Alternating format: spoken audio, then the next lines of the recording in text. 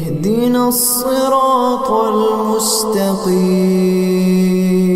ألم تر إلى الذين خرجوا من ديارهم وهم ألوف حذر الموت فقال لهم الله موتوا ثم أحياهم إن الله لذو فضل على الناس ولكن أكثر الناس لا يشكرون وقاتلوا في سبيل الله واعلموا أن الله سميع عليم رب اشرح لي صدري ويسر لي أمري واحلل عقدة من لساني يفقهوا قولي فالحمد لله والصلاة والسلام على رسول الله وعلى آله وصحبه ومن والاه.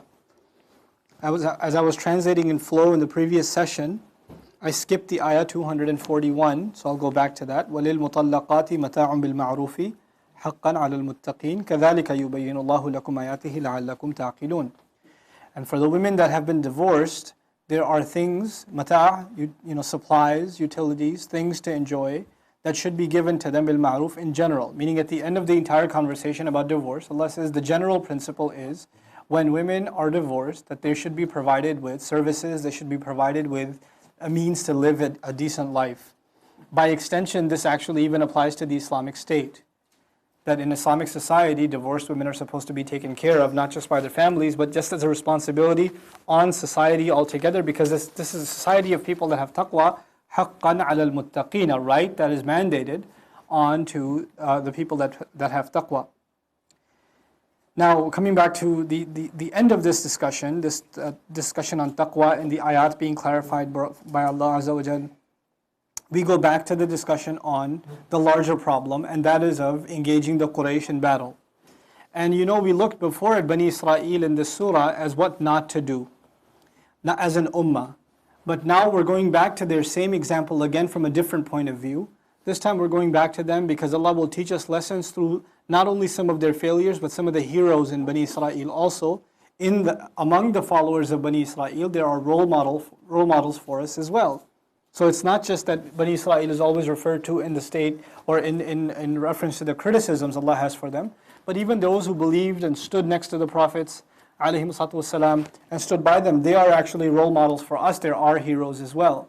Just like we think of our Sahaba as heroes, the Sahaba of Musa ﷺ that stood by him, and the Sahaba of Talut ﷺ that stood by him are also heroes, and they're also our heroes because that is also Islam. أَلَمْ تَرَ إِلَى الَّذِينَ خَرَجُوا مِنْ دِيَارِهِمْ وَهُمْ أُلُوفٌ حَذَرَ الْمَوْتِ. Didn't you look to those who came out of their homes and they were in the thousands out of fear of death? فَقَالَ لَهُمُ اللَّهُ مُوتُوا. This is the history of Bani Israel. Jerusalem and the state of Israel was conquered. Judea and Israel were both conquered. And and the first time they were conquered, it was just completely destroyed, and it was destroyed. A lot of them were taken as slaves to Babylonia. So they were taken to Iraq. And so they're coming out of their homes and they're in the thousands. So Allah said to them, die, ثُمَّ أَحْيَاهُمْ. Then He brought them back to life. In other words, some say that this is literally Allah gave them a punishment and He made them die and He brought them back to life. Others say Allah said to their hearts to die, meaning that generation had no courage to stand up for itself. And then a next generation was raised that Allah brought back to life that had the spirit of fighting for Allah's cause. إِنَّ اللَّهَ لَذُو فَضْلٍ عَلَى النَّاسِ. Certainly Allah is the possessor of tremendous favor over people. وَلَكِنَّ أَكْثَرَ النَّاسِ لَا يَشْكُرُونَ. However, most people, they're not grateful. They don't show gratitude.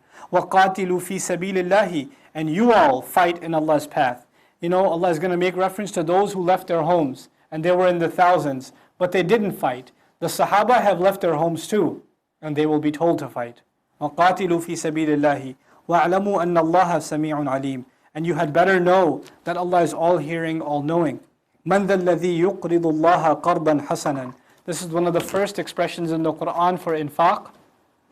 There are several different expressions that are going to be used, and this is one of the more common ones, that of Allah asking a good loan, an open-ended loan.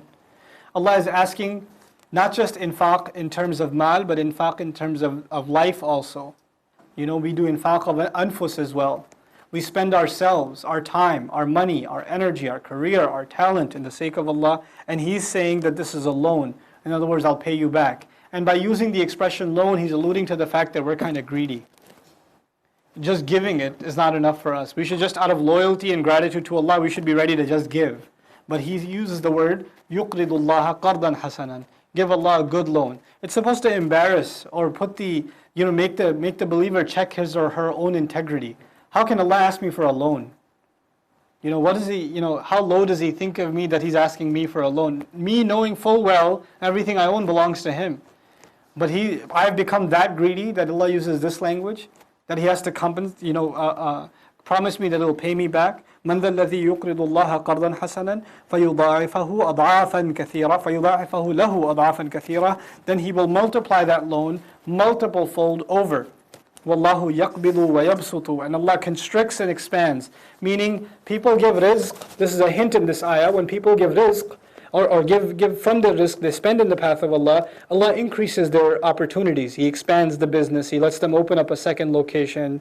He expands their career. He gives them a promotion, gets them an opportunity to do further studies and all of that stuff. Allah opens all those doors when you give in His sake. But when you get cheap, then Allah only gave you, by the way, some scholars even say, Allah only gives us rizq so that we can earn our Jannah, so we can spend from it. So when Allah gives you rizq and you don't put it to use, meaning the best use you can put your money to is invest in akhirah. When you don't do that, then Allah says, fine, you have no appreciation for what I gave you. He starts taking away from your rizq in this dunya also. This helps us understand even the Prophet's statement, sallallahu alaihi wasallam, مَا نَقَصَ مَالٌ مِّن صَدَقَةٍ, that wealth does not ever decrease because of sadaqah. It never goes down because of charity. So this, Allah says, يَقْبِضُ Allahu يَقْبِضُ. Allah is the one that takes away. وَيَبْسُطُ. And He expands also. وَإِلَيْهِ تُرْجَعُونَ. What to speak of your money? You yourselves are going to be returned only to Him. أَلَمْ تَرَ إِلَى الْمَلَإِ مِنْ بَنِي إِسْرَائِيلَ مِنْ بَعْدِ مُوسَى. Didn't you look to the chieftains? Mala is translated as chiefs or heads or leaders. Mala literally comes from the verb mala yamla'u. And mala yamla'u means to fill. Mala are called mala because in a king's court, the courtiers are the people that are closest. Like even now, you have the president, and he has his cabinet, or he has the secretaries, and he's got in his cabinet. There's these people that sit around him and give him shura, and they fill that room. And anybody who's not authorized to be in there cannot be in there. They're not authorized to fill that room, so they're called mala, those who fill, literally. So alam tara ila al-mala'i min bani Israel min ba'di Musa. Didn't you look to those top leadership from the sons of Israel much after Musa alayhi salam was gone? إِذْ قَالُوا لِنَبِيٍّ لَهُمْ, when they said to a prophet that they had, إِبْعَثْ لَنَا مَلِكًا. He didn't say نَبِيِّهِمْ, he said نَبِيٍّ لَهُمْ here. It's interesting, right? Nabiyyin means their prophet. Nabiyyin lahum, a prophet that they had. In other words, there were other prophets they had too. So it's implying that this is one of many that they had. إِبْعَثْ لَنَا مَلِكًا. Why don't you appoint a general for us, a king for us? نُقَاتِلْ فِي سَبِيلِ اللَّهِ. Under his leadership we would fight in the path of Allah. قَالَ هَلْ عَسَيْتُمْ إِن كُتِبَ عَلَيْكُمُ الْقِتَالَ أَلَّا تُقَاتِلُوا. The Prophet said to them, this prophet some say is Saul, the biblical name is Saul. Actually no, Saul is Talut. Samuel, some say, that his biblical name is. We don't have his name explicitly mentioned in Quran or Sunnah. قَالَ هَلْ عَسَيْتُمْ. Then he said, is it possibly the case, in kutiba alaykum al-qital alla tuqatilu, that if fighting is written onto you, it's made mandatory on you, then you won't fight? First you're asking for it, then you're not going to fight. These guys had lived a life of humiliation, and now they said, we had enough. We need a general who will rise to power, and under him we will fight and unite ourselves. This is what an oppressed Bani Israel said at that time. قالوا, they said, وَمَا لَنَا أَلَّا نُقَاتِلَ فِي سَبِيلِ اللَّهِ. What would be wrong with us? What kind of problems do you think we would have that we wouldn't fight in the path of Allah? وَقَدْ أُخْرِجْنَا مِنْ دِيَارِنَا وَأَبْنَائِنَا. And we have been expelled away from our homes and our children. فَلَمَّا كُتِبَ عَلَيْهِمُ الْقِتَالِ. Then when fighting was in fact prescribed onto them, تَوَلَّوْا إِلَّا قَلِيلًا مِنْهُمْ. They turned away except very few from among them. In other words, there's a lot of talk. Inshallah, we're going to do this or that or the other. A lot of talk. When it comes time for action, everybody disappears. And this is very common in the Muslim Ummah today. Not just in terms of fighting, in terms of anything. Brother, we should do something in the masjid. Okay, let's meet tomorrow. Alright, you show up, nobody's there. Inshallah, next time you see him, we should do something in the masjid, inshallah. Then you're like, yeah, no. Because forget fighting, we don't even do any, we talk big though. Inshallah, we're going to be awesome. How many times we talk about plans to do stuff? to make communities better, to create education, to start halaqat, to do this or that, whatever we want to do. We talk so much more than we do. We talk way much more than we do. These guys talked and talked to the Prophet. Why wouldn't we fight in the path of Allah? We've been kicked out of our homes. We just give us an opportunity and we'll fight. And so when there was a general picked, they're like, whoa, how come that one? He's from downtown. He's from that part of town. He's not from the subs. You know? He's a bit from the hood. We can't have him as general. Look at him. He doesn't even have a savings account. I mentioned savings on purpose. Right? He doesn't even have that. And they'll complain about him later. So they just made an excuse not to fight. So Allah says, Wallahu alimun bil zalimin, while Allah knew the wrongdoers all along. Allah knew the ones that were mouthing off in the beginning and they weren't going to back up their words with action. وَقَالَ لَهُمْ نَبِيُّهُمْ, their prophet said to them then at that point, إِنَّ اللَّهَ قَدْ بَعَثَ لَكُمْ طَالُوتَ مَلِكًا, Allah has certainly appointed Talut for you already as a king.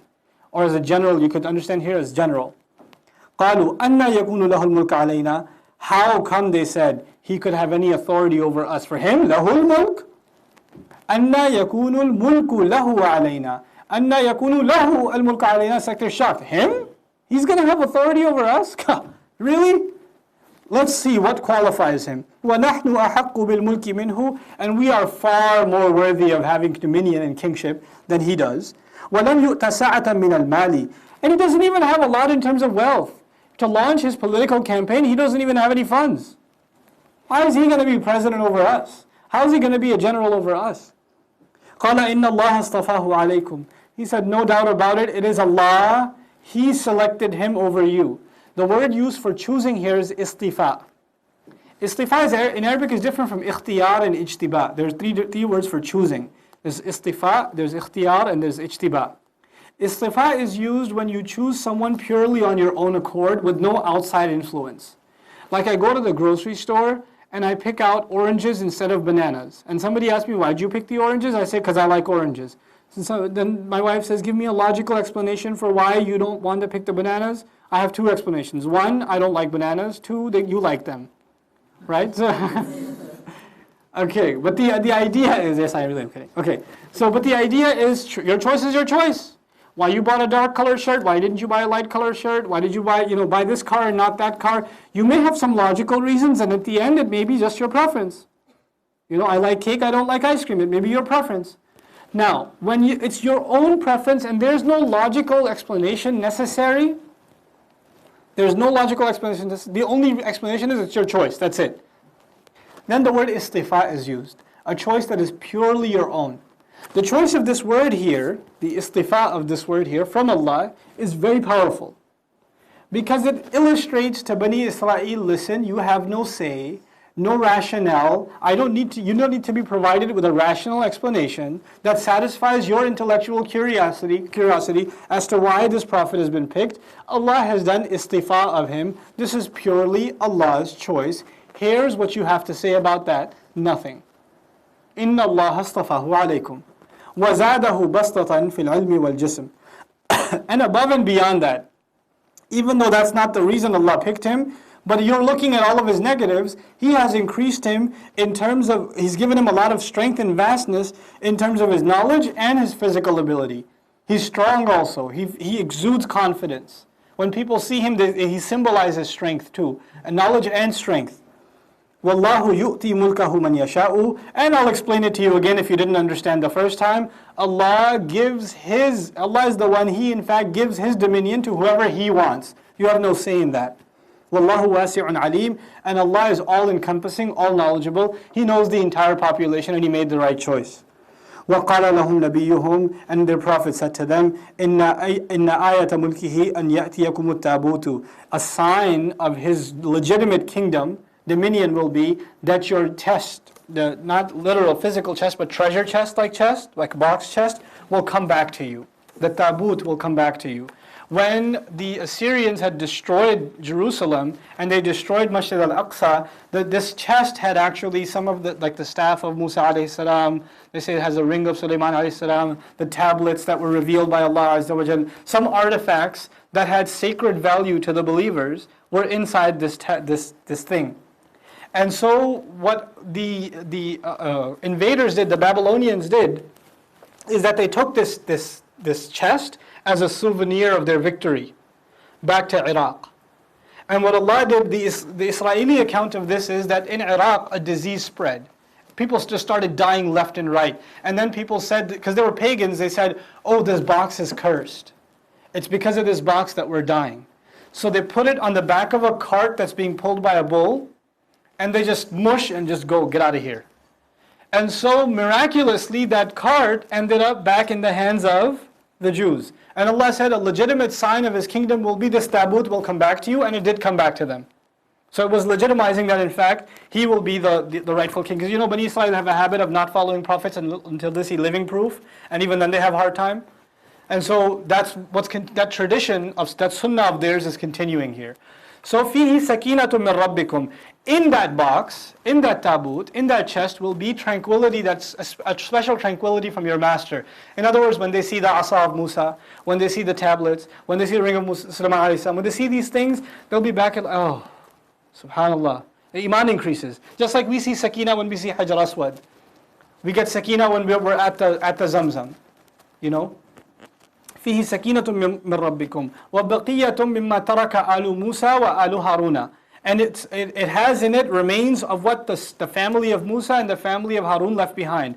تحمله الملائكة. Angels are carrying it. In other words, it makes its way safely back to you because it's under the protection of angels. إن في ذلك لآية لكم إن كنتم مؤمنين. In that especially, there's a real serious sign for you, a miraculous sign for all of you, if in fact you're believers. So fine, they believed, and they decided reluctantly that they will follow this man who they think is financially inferior to them in battle. They'll let him lead him. فَلَمَّا فَصَلَ طَالُوتُ بِالْجُنُودِ. Then when Talut went forward with his armies, قَالَ إِنَّ اللَّهَ مُبْتَلِيكُمْ بِنَهَارٍ. Allah will test you, he said, no doubt about it, Allah will test you with a river. When we go, these guys hadn't drunk for a couple of days, they were thirsty, they were tired, and before even the river came, Talut said, listen, it's going to happen. Allah will test you with a river. And when it comes, because he was given prophethood also, Talut whoever drinks from it, فَمَنْ شَرِبَ مِنْهُ, whoever drinks from it, فَلَيْسَ مِنِّي, he's not from me. This will be a test of your loyalty on the battlefield. How well your discipline is. You're going to see water right in front of you and you're not going to touch it. Whoever does is not in my army. وَمَنْ لَمْ يَطْعَمُهُ فَإِنَّهُ مِنِّي. And whoever doesn't consume from it, then he's from me. إِلَّا مَنْ اغْتَرَفَ غُرْفَةً بِيَدِهِ. Except the one who takes a little bit of a piece of it from his hand and drinks like sips. These guys saw the water and what happened? River! They jumped in and they're swimming and they're having fun and he's just standing there. The vast majority of them did this. A few remained behind. So now, فَشَرِبُوا مِنْهُ. Then they drank, most of them drank from it, إِلَّا قَلِيلًا مِنْهُمْ, except very few from among them. And you know that قَلِيلًا is mansoob here to imply taqleel further. It's really, really, really few among them that didn't drink from it. فَلَمَّا جَاوَزَهُ هُوَ وَالَّذِينَ آمَنُوا مَعَهُ. Then when they came into contact, he himself and those who believe with him, when they came into contact with the enemy on the other side, they crossed the water, and now they're starting to see the enemy forces. They see the cloud of dust rising, and they see the line of the enemies forming, and they realize how huge the army is, and it's rows after rows after rows of soldiers, and they're marching towards them with their flags raised high and their horses. They look at this gigantic army, and what do they say? لا طاقة لنا اليوم بجالوت وجنوده. We have no power whatsoever today against Jalut and his armies. There's no way we're taking on those guys. Are you serious? They had drunk from that water and it destroyed their morale. They haven't even gone into battle and they've turned into cowards. But those who didn't drink from the water, now they're talking. قَالَ الَّذِينَ يَظُنُّونَ أَنَّهُمْ مُلَاقُوا اللَّهِ.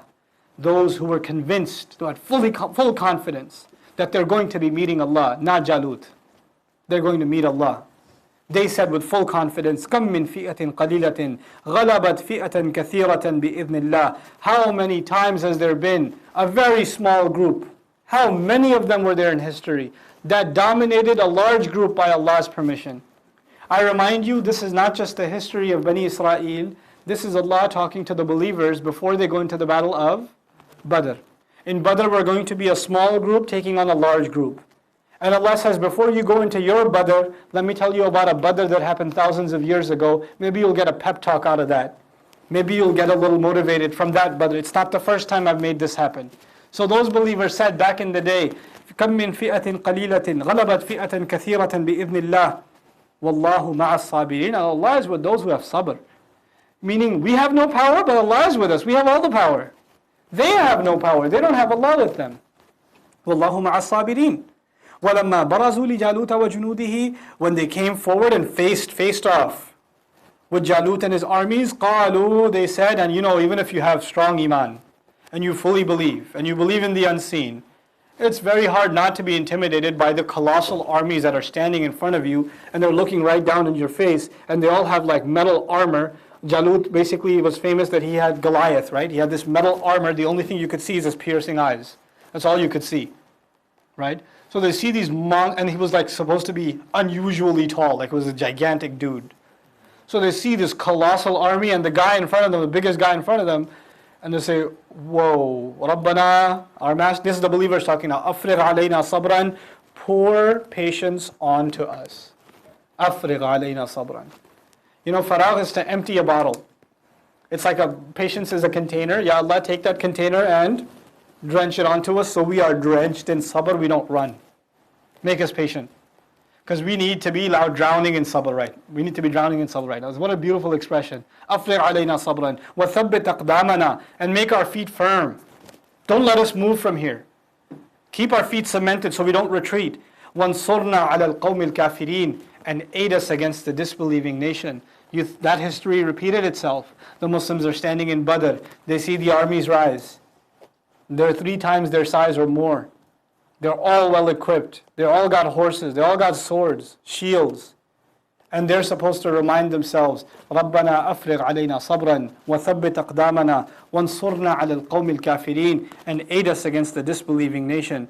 فَهَزَمُوهُمْ بِإِذْنِ اللَّهِ. Then they annihilated them. They did away with them by Allah's permission. Hazam is to destroy your enemy without a problem.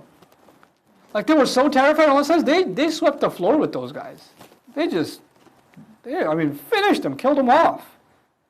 وَقَتَلَ دَاوُدُ جَالُوتَ, and Dawood killed Jalut. Allah doesn't go into the details of this story. The Israeliyat version of this is the Muslims were advancing forward, and they saw this shepherd, and he asked, where are you going? Fighting the king? Can I help? And this boy, Dawood, he had a slingshot with him. And they said, are you any good with a weapon? He goes, I got a slingshot. And they started laughing. And he says, well, actually, I'm pretty good with this. I can knock the teeth off of a wolf from a distance when it looks at my sheep funny. So he had pretty good aim, right? So he just, So the Israeli version of this is that when the armies faced off, Dawud alayhi salam sniper fire with a slingshot hit Jalut right between here and went inside his head. And he died right on the spot. And when your leader dies, what happens to the army? Their morale collapses. So that army started dispersing. It further, empowered the believing army, and they completely annihilated them. So that's that. And then so Dawud alayhi salam became the hero of the battle. وَقَتَلَ دَاوُدُ جَالُوتَ وَآتَاهُ اللَّهُ الْمُلْكَ, and Allah gave him dominion as a result. Allah gave him power and dominion. وَالْحِكْمَةَ, and He taught him wisdom. We'll learn about the wisdoms taught to Dawud alayhi salam later. Wisdoms as a ruler. Wisdom to be a judge. He was taught particular kinds of wisdom. وَعَلَّمَهُ مِمَّا يَشَاءُ, and He taught him from what He wanted. Allah taught Dawud alayhi salam to make praise of him the way He wanted, so the mountains and birds would sing along with him. Right? وَلَوْلَا دَفْعُ اللَّهِ النَّاسَ بَعْضَهُمْ بِبَعْضٍ, had it not been of Allah pushing people out. دَفْعُ اللَّهِ النَّاسَ, Allah pushing people out, some using the others. In other words, had it not been for Allah to bring rises and declines of nations all over history. Allah is not just talking about believers fighting disbelievers. Allah is saying nations will rise and fall at the hand of other nations throughout history. And it's actually not nations pushing other nations out. It is Allah pushing people out of power, using people against others. دَفْعُ اللَّهِ النَّاسَ بَعْضَهُمْ بِبَعْضٍ. If that didn't happen, لَفَسَدَتِ الْأَرْضُ, then the entire earth will be completely corrupted. If one nation dominated entirely, then they would usurp the rights of humanity and completely become corrupt. So Allah keeps bringing nations to arise, and when they get too crazy, Then He brings down their fall at the hand of another nation and He allows them to rise. See how they do. And then they don't do their job and He brings them down and He brings another nation. And that's been the history of this world. وَلَكِنَّ اللَّهَ ذُو فَضْلٍ عَلَى الْعَالَمِينَ. And you would think when you hear that Allah brings nations down, Allah does punishments to people. Allah says, no. Actually, the fact of the matter is, however, Allah is the possessor of great favor over all nations, all peoples. This is a favor of Allah to people, that He allows for nations to rise and fall. تِلْكَ آيَاتُ اللَّهِ نَتْلُوهَا عَلَيْكَ بِالْحَقِّ. Those are the miraculous signs that we are reciting onto you with purpose. وَإِنَّكَ لَمِنَ الْمُرْسَلِينَ. And you are no doubt from those who have been sent. This kind of intricate detail about the history of Bani Israel was only known to the top brass scholarship of Bani Israel. So when they heard this conversation about Talut, Jalut, the river, some of them drank.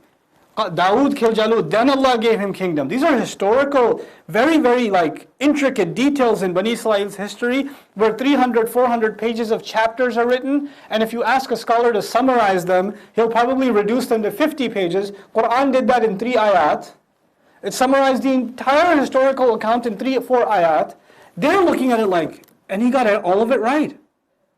Every one of those points, those finer points in our books, He got them right. And so Allah says, those are the ayat we're reading on, نَتْلُوهَا عَلَيْكَ. We're reading them on to you. You're not reading the ayat, we're making you read them. We're reading them on to you with purpose. And you, definitely, there's no way you would know this stuff except that you are from those who have been sent. وَإِنَّكَ لَمِنَ الْمُرْسَلِينَ. It validates the authenticity of Allah's Messenger sallallahu alaihi wasallam. And that is not to say that we don't honor previous messengers. So immediately He says, تِلْكَ الرُّسُلُ فَضَّلْنَا بَعْضَهُمْ عَلَى بَعْضٍ. Those are all the messengers. We gave some of them preference over others. We give some of them special honors that we didn't give to others. But they were all messengers. We say we don't make tafriq between the prophets. لا نفرق بين أحد من رسله ولكن نفضل لأن الله فضل. Allah Himself says, فضلنا بعضهم على بعض. We gave preference some over others. منهم من كلم الله. Among them are those who spoke to Allah. Like who? Musa كلم الله موسى تكليما. Musa used to talk Allah a lot. He used to chat it up with Allah Azza wa Jalla. تكليما مفعول مطلق قطعيا. He used to talk a lot to Allah. وَرَفَعَ بَعْضَهُمْ دَرَجَاتٍ. And we raised others in other ways, in other ranks. وَآتَيْنَا عِيسَى ابْنَ مَرْيَمَ الْبَيِّنَاتِ. And we gave Isa the son of Maryam all kinds of clear proofs. وَأَيَّدْنَاهُ بِرُوحِ الْقُدُسِ. And we aided him with Ruh al-Qudus, the Ruh of the sanctified, meaning Jibreel alayhi salam. وَلَوْ شَاءَ اللَّهُ. Had Allah wanted, مَقْتَتَلَ الَّذِينَ مِن بَعْدِهِمْ. They wouldn't have fought each other after they came. Anytime after they came. Meaning after these prophets came, Bani Israel would not have fought each other. مِن بَعْدِ مَا جَاءَتْهُمُ الْبَيِّنَاتِ. Even after the clearest proofs had come to them. وَلَكِنْ اخْتَلَفُوا. However, they fell into disagreement. They did exactly what humanity did. Humanity was one ummah. And they fell apart in disagreement. You remember the ayah of ikhtilaf? And why did they fall into disagreement? To dominate over one another. Bani Israel was a sampling of all of humanity. They were given that opportunity, they fell into disagreement and started fighting each other also. وَلَكِنْ اخْتَلَفُوا فَمِنْهُمْ مَنْ آمَنَ وَمِنْهُمْ مَنْ كَفَرَ. They fell into disagreement, and among them is those who really does believe, and among them is the one who really does disbelieve. وَلَوْ شَاءَ اللَّهُ مَقْتَتَلُوا. And had Allah wanted, they would never, ever, ever have fought. It would not have happened at all. No fighting would have happened at all. وَلَكِنَّ اللَّهَ يَفْعَلُ مَا يُرِيدُ. However, Allah does whatever Allah wants, whatever He intends, whatever He wants to do. Inshallah ta'ala, we'll end our halaqah of tarjumah here today, bi'idhnillah, because we have an appointment. لدينا موعد, inshallah ta'ala. We're good, we're well ahead of schedule, mashallah, so I'm happy with the pace that we're taking. Bi'idhnillah ta'ala, we're going to continue the conversation, the final conversation in Surah Al-Baqarah, and inshallah end Surah Al-Baqarah and begin Al-Imran also, I think, next week. Barakallahu li wa lakum fil Qur'an al-Hakim, wa nafa'ni wa iyyakum bil ayati wa dhikr al-hakim. Wassalamu alaikum wa rahmatullahi wa barakatuh.